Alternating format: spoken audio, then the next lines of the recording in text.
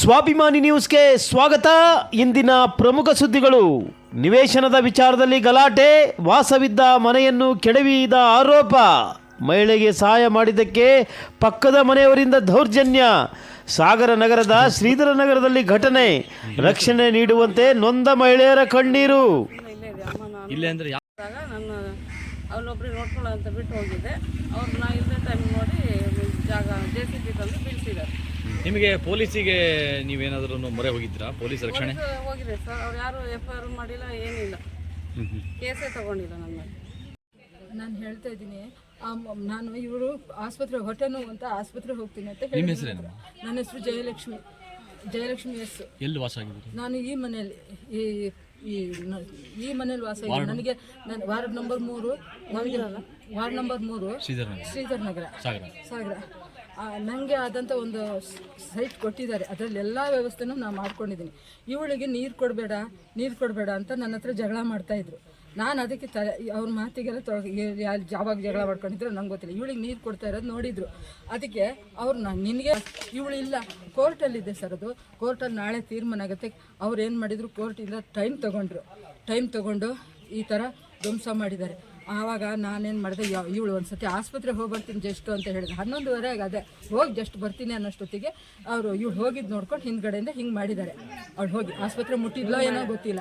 ಆಮೇಲೆ ಇವಳು ಆಸ್ಪತ್ರೆಯಿಂದನೇ ಹಾಗೆ ನಾನು ಇಲ್ಲಿ ಮಗು ಎಲ್ಲ ತೊಗೊಂಡೋಗಿ ಅಲ್ಲೇ ಬಂದಿದ್ದಾಳೆ. ಮೇಡಮ್ ಹತ್ರನೇ ಬಂದು ಇವಳು ಹೇಳಿದ್ಲು, ನನಗೆ ಹಿಂಗೆ ಮಾಡಿದ್ದಾರೆ, ನಾನು ಈಗಷ್ಟೇ ಆಸ್ಪತ್ರೆಗೆ ಹೋಗಿ ಬಂದೀನಿ. ಆಸ್ಪತ್ರೆ ಗರ್ಭಕೋಶ ಆಪ್ರೇಷನ್ ಆಗಿ ನೋವು ಬರ್ತಾ ಇತ್ತಂಥದ್ದು, ಆಪ್ರೇಷನ್ ಮಾಡಿದ್ದು, ಅದೊಂಚೂರು ತೋರಿಸ್ಕೊಬರ್ತೀನಿ ಅಂತ ಹೋಗಿದ್ದಾಳೆ. ನಂಗೆ ಒಂಚೂರು ಅಡಿಕೆ ಸುಲಿತಾ ಇದ್ಲ ಇವಳು. ಅಡಿಕೆ ಸುಲಿಯೋದನ್ನು ಬಿಟ್ಟು ನೀವೊಂಚೂರು ನೋಡ್ಕೊತಾ ಇರ್ರಿ ಅಂತ ಹೇಳಿದ್ಲು ಅಷ್ಟೇ.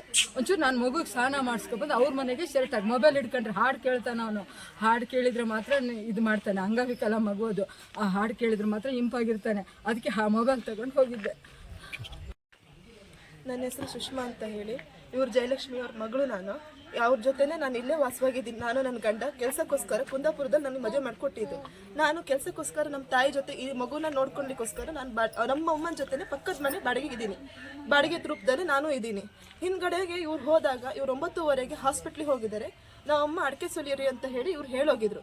ಇವ್ರು ಅಡಿಕೆ ಸುಲಿತಾ ಇದ್ರು. ಮಗುನ ಸಮೇತ ಕರ್ಕೊಂಡು ಹೋಗ್ತೀನಿ, ಹಾಡು ಹಾಕೊಂಡು ಅಲ್ಲೇ ಕೂರಿಸ್ಕೊಂತೀನಿ ಅಂತ ನಮ್ಮ ತಾಯಿಯವ್ರು ಅಲ್ಲೇ ಕೂರಿಸ್ಕೊಂಡಿದ್ರು. ಒಂದು 11:30 ಅಷ್ಟೊತ್ತೆ ನನ್ನ ಮನೆ ಒಳಗಡೆ ನೆಲ ಒರೆಸ್ತಾ ಇದ್ದೆ. ನಮ್ಮ ಮನೆ ಒಳಗೆ ನೆಲ ಒರೆಸ್ತಾ ಇದ್ದೆ. ಕೂಗಿ ಸುಷ್ಮಾ ಅಂತ ಸೌಂಡ್ ಬಂತು. ತಾಯಿಯವ್ರು ತುಂಬ ಕೆಲ್ಸ್ತಾ ಇದ್ರು, ಮಗುನು ಅಳ್ತಾ ಇತ್ತು. ಓಡ್ ಬಂದು ನಮ್ಮ ತಾಯಿಯವ್ರನ್ನ ನೋಡ್ತೀನಿ, ಇವು ಮಗುನೆಲ್ಲ ಹಿಡ್ಕೊಂಡು ಜರ್ರ ಬಿರಿ ಚಚ್ತಾ ಇದ್ದಾರೆ. ಚಚ್ಚಬೇಕಾದ್ರೆ ನಾನು ಅಮ್ಮನ ಕಾಪಾಡಿದೆ. ಮೊಬೈಲ್ ತಗೊಬರ್ತೀನಿ ಅನ್ನೋರ್ ತಂಗಿ ಬಂದ್ಬಿಟ್ಟು ನನ್ನ ಜಡೆ ಹಿಡ್ಕೊಂಡು ಮೊಬೈಲ್ ತರಬೇಡ ಅಂತ ಹೇಳ್ಬಿಟ್ಲು. ಹೊಟ್ಟೆ ಮೇಲೆಲ್ಲ ಒದ್ದು ಮಗುನ ಹೇಳ್ಕೊಂಡು ಕರ್ಕೊಂಡೆ ಹೋಗ್ಬಿಟ್ರು. ಒಬ್ರು ದಪ್ಪಕ್ಕಿದ್ದವ್ರು ಕರ್ಕೊಂಡೆ ಹೋದ್ರು. ಆಮೇಲೆ ಮೊಬೈಲ್ ತಂದು ಸ್ವಲ್ಪ ವೀಡಿಯೋ ಮಾಡಿದೆ. ನನ್ನ ಕೈಲಿ ಆದಷ್ಟು ಮಾಡಿದೆ. ನಾನು ಇನ್ನೊಬ್ರು ಕೆಳದಿಯಿಂದ ಎಲ್ಲ ಕರೆಸಿ ನಮ್ಮನ್ನು ಹೊಡಿಸಿ ಆಮೇಲೆ ನೋಡ್ತಿದ್ದಂಗೆ ನಾವು ಹಾಸ್ಪಿಟ್ಲಿಗೆ ಹೋಗಿ ಬರೋದ್ರೊಳಗೆ ಈ ಥರ ತುಂಬಾನೇ ಕೆಡ ಹೋಗಿದ್ದಾರೆ ಸರ್ ಅವರು. ಇರೋ ಅರ್ಧನೂ ತುಂಬ JCB ಬಂದಿತ್ತು ಸರ್. ನಮಗೆ JCB ಬಂದಿದೆ. ನನ್ನ ಮಗುಗೆ ಅಂಗವಿಕಲ, ಇವನಿಗೆ ಈ ಥರ ಗಾಯ ಆಗಿದೆ. ನಾನು ಏನು ಮಾಡ್ಬೇಕು ಸರ್? ಮಗುಗೆ ಏನಾರು ಅದು ನಾನು ಏನು ಮಾಡ್ಬೇಕು? ಮಗುನೇ ಚೀರಿ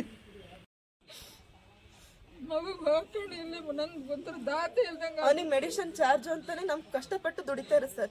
ತಿಂಗಳಿಗೆ 3-4 ಸಾವಿರ ಬೇಕು. ಇವತ್ತಿನವರೆಗೂ ನನಗೆ 1 ರೂಪಾಯಿ ಗೌರ್ಮೆಂಟಿಂದ ದುಡ್ಡು ಮಾಡಿಸ್ಕೊಂಡಿಲ್ಲ. ನಾನು 1 ರೂಪಾಯಿನೂ ಬರ್ತಾ ಇಲ್ಲ. ನಾನು ಕೈಯಾರೆ ಮಾಡ್ತಾ ಇದ್ದೀನಿ ಸತತ. ಈಗ ಡಿಸೆಂಬರ್ ತಿಂಗಳಿಂದ ಅಮೌಂಟ್ ಬರ್ಲಿಕ್ಕೆ ಮಾಡ್ಕೊಂಡಿದ್ದೀನಿ, ಇನ್ನೂ ಕೈಗೆ ಬಂದಿಲ್ಲ ಸರ್. ಈ ಎಲ್ಲ ಘಟನೆ ನಿಮ್ಗೆ ಯಾವ ರೀತಿ ನ್ಯಾಯ ಕೊಡಿಸಿದ್ದಾರೆ? ರಕ್ಷಣೆ ಏನು ಮಾಡಿಲ್ಲ ಸರ್. ಅಡ್ಮಿಟ್ ಆದ್ವಿ, SI ಅವ್ರು ಬಂದ್ರು, ನೋಡಿದ್ರು, ಸ್ಟೇಟ್ಮೆಂಟ್ ತಗೊಂಡು FIR ಬರ್ದಿದ್ದಾರೆ.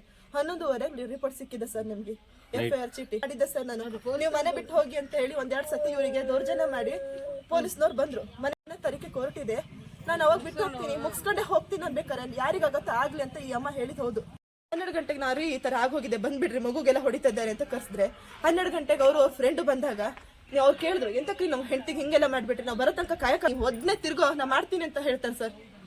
ತಿರುಗು ನಾ ಮಾಡ್ತೀನಿ. ನನಗೆ ಯಾರು ದಿಕ್ಕು ಸರ್? ತಾಯಿ ನೋಡ್ಕೋಬೇಕು, ಯಾರು ನೋಡ್ಕೋಬೇಕು? ಇವಳಿಗೆ ಸಪೋರ್ಟ್ ಮಾಡ್ತೀನಿ ಅಂತ ನಂಗೆ ಕೇಸ್ ಹಾಕ್ಯಾರ. ನನಗೆ ಕೆಲ್ಸಕ್ಕೆ ಹೋಗಕ್ ಆಗಲ್ಲ ಸರ್, ದುಡಿಯಕ್ ಆಗಲ್ಲ. ಅವ್ರ ಮೇಲೆ ನಾನು ಬಲ ಇರೋದು. ನಾನು ದುಡಿಯಕ್ ಹೋಗೋ ಶಕ್ತಿ ನನ್ಗೆ ಖಂಡಿತವಾಗ್ಲೂ ಇಲ್ಲ ಸರ್.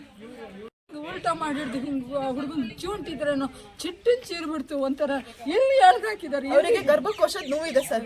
ಗರ್ಭಕೋಶದಲ್ಲಿ ಇಷ್ಟು ದೊಡ್ಡ ಗೆಡ್ಡೆ ಬಿಟ್ಟಿದೆ. ಅವ್ರು ಹೊಡೆದ ಫೋರ್ಸಿಗೆ ಇವ್ರು ಮೂತ್ರ ವಿಸರ್ಜನೆ ಮಾಡಿದ್ದಾರೆ.